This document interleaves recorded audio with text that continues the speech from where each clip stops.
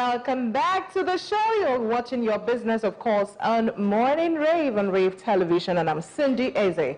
Now, right now, we're going to go straight to our discussion on recent developments in the Nigerian oil and gas for the future industry outlook, especially concentrating on the Petroleum Industry Act and matters arising as a result of all of that. And I have a special guest, a guest of honor who's going to be doing justice to this today. He is Engineer Ochuko Erivwo, the CEO of Benel Energy Resources Limited. You're welcome, Ochuko. Thank you, Cindy. Good to have you in the studio. Yeah, nice to have you here. Yes, yes. Make yours out of your busy schedule. Yeah, we really do appreciate. Okay, now looking at the Petroleum Industry Act, a lot of people are so excited. That finally it was a bill, of course, it became an act August 16th when it was formally signed in by the president and all of that. Now, what do you see, with this act? What is the objective of the new Petroleum Industry Act vis-a-vis what we had before? Thank you, Cindy. Well, this particular issue is very much I know. in the news, and so when the discussion came up and we talked about recent developments, it's the act that is actually going to drive it. So if you look back, this act we started with the PIB. So for a long time, everybody heard PIB for almost 20 years, and then just early beginning of the year, it was finally signed, and so we call it the PIA now. It's going to change the industry. It's actually going to change the industry the way we know it.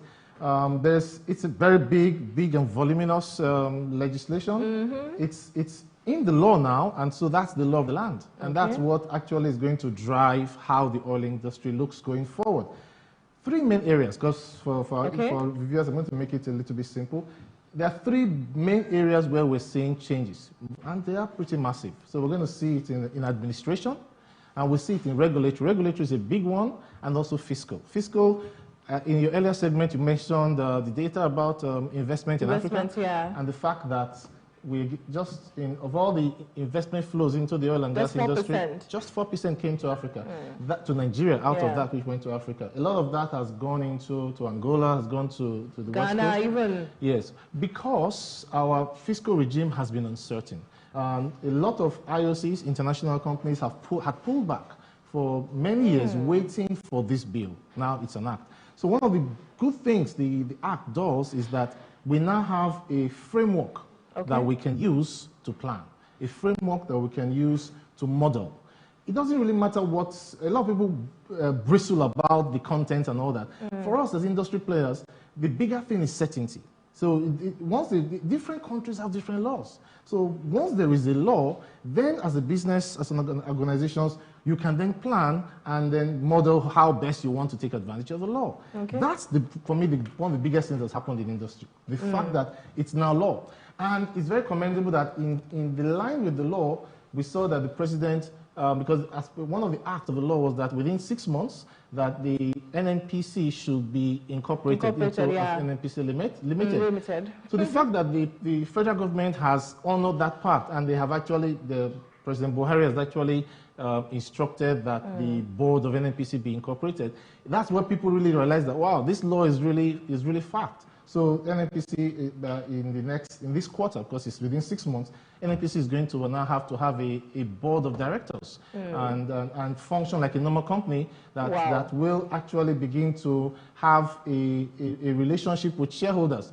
Just that now the shareholder is the federal government. All the shares are vested. And now before that happens in 6 months then. But the fact is that the company changes from when they thought themselves as a government agency, whether they made profit or they made losses wasn't really material to their bottom line. But now as a company, you exist to make profit. If you don't make profit, you will go under. So NNPC will have to retool, have to rethink how they will play in the industry. So there's quite a breadth of change. Fiscal, let's start with the fiscal part, because that's the lot of interested in that. We used to have petroleum production tax.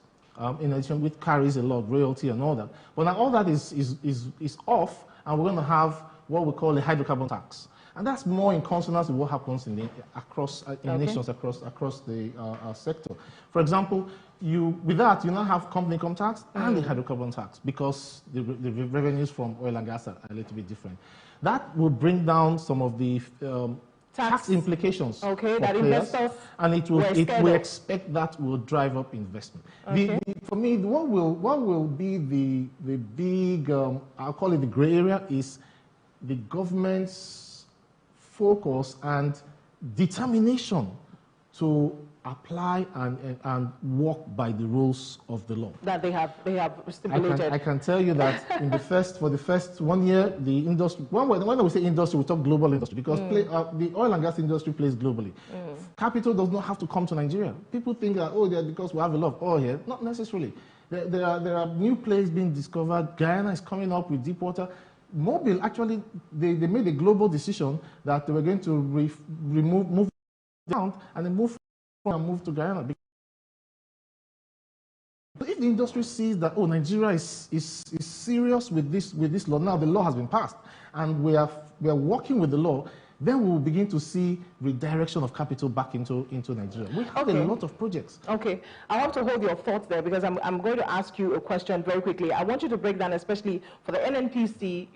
I know we have the upstream, the middle, and the downstream. What does all mean? Because these are structures of NNPC. You have the upstream, you have the downstream, or the midstream. Of course, you have the host communities. We're going to come to those gray areas because those issues, the 10%, 3% thing, and all of those things that was finally decided, and of course the fiscal one you're talking of now, and the fact that we have refineries. Refineries are supposed to be being rehabilitated right now, which of course is supposed to contribute to the fiscal side that you're talking of in terms of revenue and all those cost things and stuff like that. So I want us to look at, this whole area, at least looking at it from that angle, the upstream, what's the upstream thing about. A lot of people don't understand when we say upstream, what we're talking about, the midstream and the downstream, what is actually happening there. And each having its own regulatory commission or something. I think that's part of what the PIA is all about. Anyway, the phone lines are going to be open, so get your calls coming into the show right now. If you have questions for my guest concerning the Petroleum Industry Act, if there's something you want to know, all right, he's here to answer all your questions. So get your calls coming in, and of course you can reach out through our WhatsApp portal just in case you can't get us through the phone line. So probably you just prefer to reach out to us through our WhatsApp portal this morning. Okay, go ahead. Okay, so maybe we'll backtrack and let's backtrack a bit so that we understand the whole structure, because a lot of people don't. When you say NNPC, there's really a lot to the whole thing. So the upstream sector, the midstream, and the downstream. Just a little bit what's all about. What happens in the upstream? What happens in the mid? And all of that, and all the whole works. So the oil and gas industry is predominantly.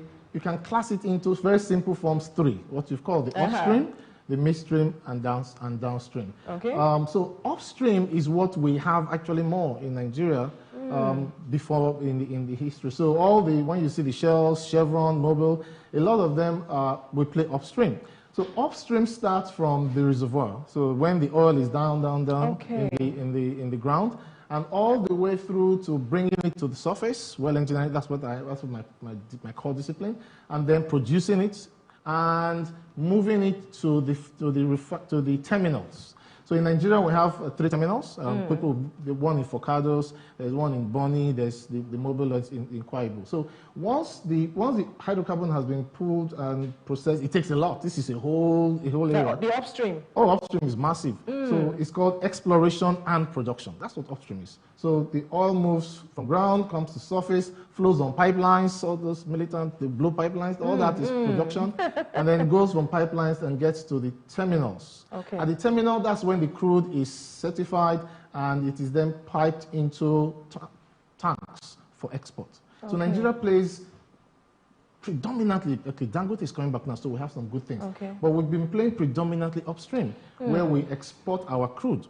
So once the crude gets into the tankers, we technically define that as midstream. Midstream is haulage, is movement, transportation. Of the crude itself. Yes, as the crude moves, typically our crude will move from here, goes to Singapore, where there is a refinery there that refines it, where they add value. So midstream is predominantly movement, haulage, pipelines come into midstream.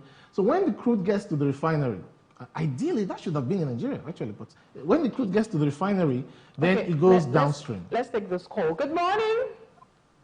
Good morning. Yeah, welcome to the show. Yeah, Innocent, welcome to the show. Okay, what's your question?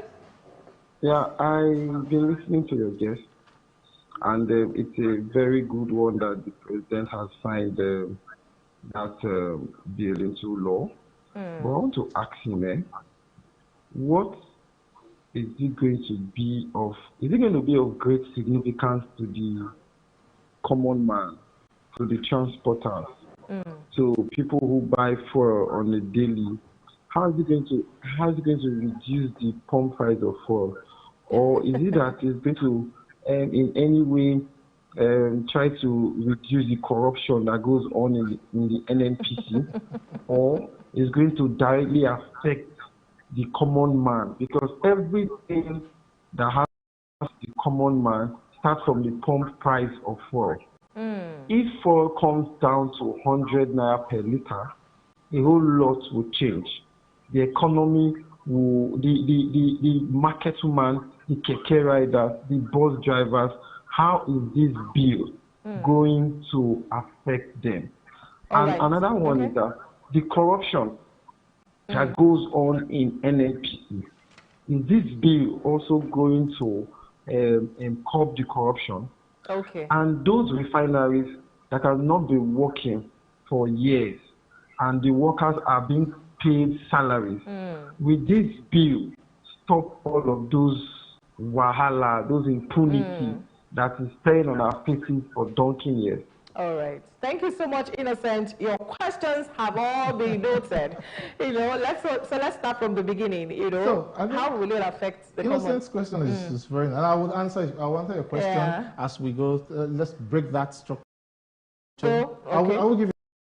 It ties a lot to what the PIA is designed to do. Okay. So I just described that the upstream is more known here, and we have midstream, which is transport, and then refining. Refining is the most obvious one. Downstream, anything from the refinery is downstream. Okay. So from the refineries you get your. That's where Dangote is coming in now. That's where Dangote is coming in now. So from your refineries you get and petrochemicals, you get plastics, you get. We know. All of us think oil and gas is just fuel, gasoline. No, a lot of things, tires, the tar, everything is products from oil and gas. But that's all downstream. The most obvious one is the gas station where we fill our tanks. But that's downstream. And Nigeria has not been very, very active downstream because a lot of it is actually because of the law. So what we found, which has been one of the most unfortunate things in our country, that we export the crude to another country. If I use Singapore as an example, Singapore has no drop of oil, but they have one of the largest refineries in the world, and they refine it, and we end up importing it back. So that has been a misnomer. No matter what we say, it has been an anomaly. And we are really, really looking to the Dangote refineries to at least to break a bit of that. Dangote refineries is in Lagos here.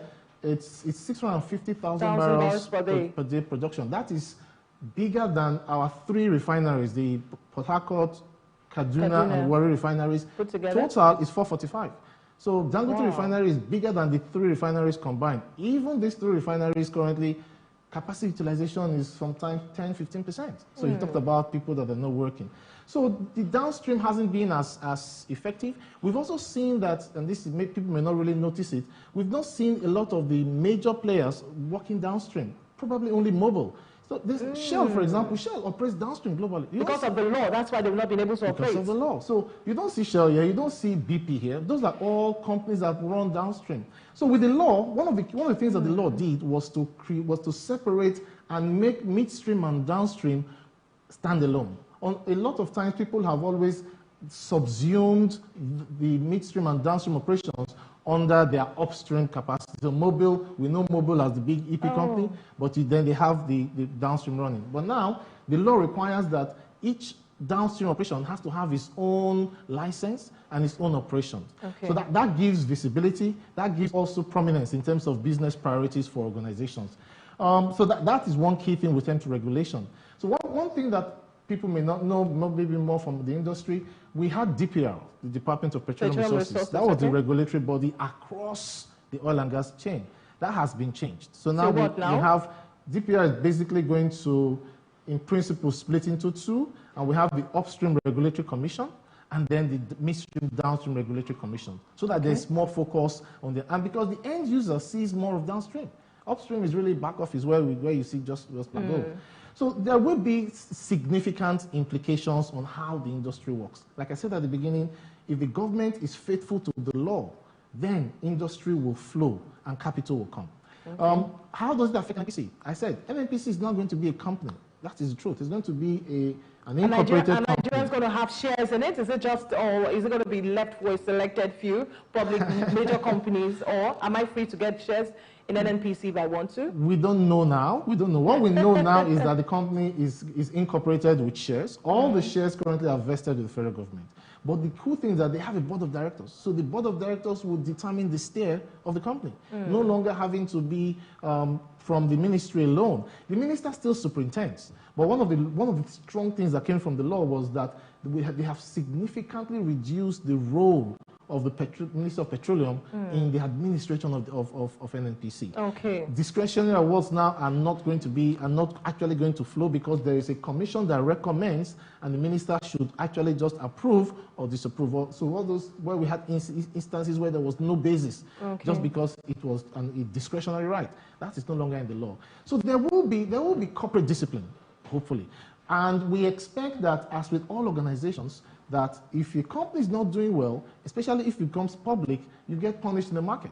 So hopefully it will take time. Values, cultural values don't change. We have to grow into it. It has to grow. Okay. But the structure is there. So NNPC, as we know it now, is going to become NNPC Limited, and there's going to be a CEO. Interesting. And then they will have to present books. They're going to publish their books every year. We've never seen that before. That's a very impressive what's going to happen here. All right, get your calls coming in this morning. The phone lines are open. It's really interesting. Really, there's a lot of things I didn't even know that I'm having a grasp of now, and and all of that. Okay, now very quickly, I know you want to touch on what he asked. Yes, I want to answer. Okay, I'm sure my question will probably lead you to one of his questions. Now, the host community, we are trying to take care of, or we have taken care of the law, which is of course what investors are looking at. But there's also something else that could be a problem, which is of course the host community, and the agitation, the percent that they were given finally, which was of course 3%, from 10% to, I was even thinking 5%, then finally landed on 3%, and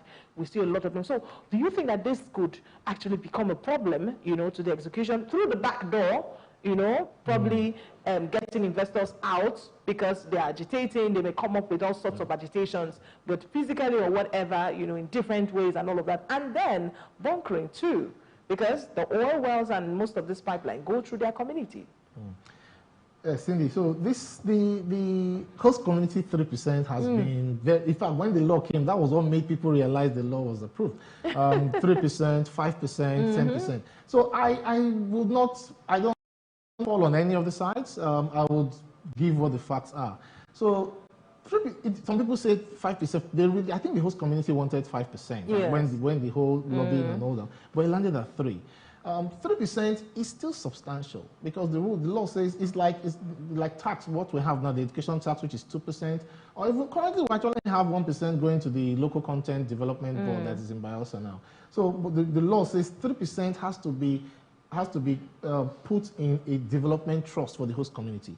Is it for every oil? I want to ask a question. For every oil company located within that community, or collectively? Oh, the proceeds from petroleum, from oil and gas, will have 3%. So it's 3% of revenue. 3% of revenue goes to the host development trust. What is going to be different is how the trust is administered. In time past, when especially the majors, when they had a lot of funds that was devoted to the communities, but there was a disconnect between the communities want or what they could actually thought should give them. So you end up building something for a community that they don't need it. So with the host community development trust, it's going to be co-managed. Okay, that's the key thing. It's going to be co-managed. There are going to be representatives. Regulations will still have to be drawn, how this is all going to be managed. But the principle is that the communities will have a say. Will have a say in what and how the fund is administered. So that will expect to make some changes. Another thing I want to say that, because I didn't say it at the beginning, about developments in the industry, it's not just the law that is occurring. We're also seeing a change in the landscape, and it ties to the common man and how it affects us. I don't know how many people knew that in, I think, within 3 months, Shell, which is one of the biggest players, most of them know, SPDC actually, they've made a strategic global decision to disengage from Nigerian onshore operations. So SPDC, as we know it, is going to wind down. So that is. So what does it mean, onshore operations? Onshore means everything that we see in Nigeria, because every other thing we don't see is Deepwater. So Shell is probably going to stay in Deepwater, but all operations in Port Harcourt, in Warri, all those areas Shell is going to sell their 45%. So, and we think Shell is typically the industry leader. So a lot of times when a multinational like that does, almost all the other multinationals will look at it. So we expect that the industry landscape is going to change substantially. It gives opportunity for entrepreneurs or big players to come in if they can, because oil and gas is big game. But Nigerians will have an opportunity to actually play a more direct role in the land and swamp areas. Seplat is already doing very well. That was one of the divestments. But Shell is selling everything. So what we're going to see Nigerian players. And we are hopeful that there will be organizations that will have the discipline to manage big funds and grow, because there's a lot of there's a lot of money in the oil and gas. So how will it affect the common man? Now the price of fuel and all of that. The price of fuel is not. I don't know. It's not going to come down. So let's not hope it's going to come down. Why? Since we have an act that it should provoke discipline. Gasoline in Nigeria is significantly subsidized, and that's one of the challenges we're having. A lot of times, when you look at the economics of things, it's tough. Gasoline in Nigeria is subsidized, and that is why if you cross over to Benin, cross over to just about across the border, the price of fuel in Benin is almost twice what we sell here. That's why it makes a lot of economic sense to take fuel here and export it there. Until we start adding value in country.